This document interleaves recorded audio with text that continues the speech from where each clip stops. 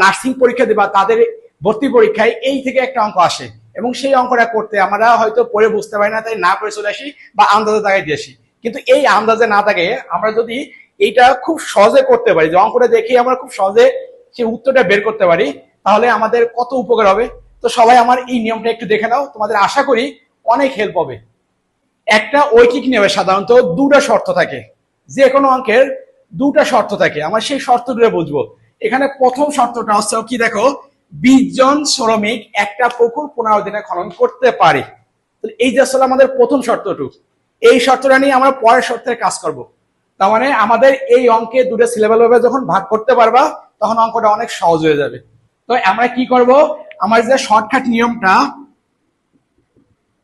Shortcut tricks, সেটা হলো কি, দেখো আমাদের প্রথম শর্তে যে মান দেওয়া থাকবে সেই দুইটা আমরা কি করব, সরাসরি গুণ করে দেব, এবং পরের শর্তে যেটা দেওয়া থাকবে সেটা তারা ভাগ করে দিব। তাহলে দেখো আমরা কত সহজে অঙ্কটা করলাম। আমাদের প্রথম শর্তে যে পরিমাণ দেওয়া থাকবে, যে কয়টা মান দেওয়া থাকবে সেই দুটো আমরা গুণ করব আর পরের মান দ্বারা ভাগ করব। তো তারপরে কাটাকাটি করো, দেখো আমাদের উত্তর বের হয়ে যাবে। তাহলে আমাদের এখানে বলছে কতজন শ্রমিক লাগবে, 15 জন শ্রমিক লাগবে। তো দেখো আমরা খুব সহজে অঙ্কটা করে ফেলালাম। তোমরা এইভাবে দেখো অঙ্কটা করার চেষ্টা করবা।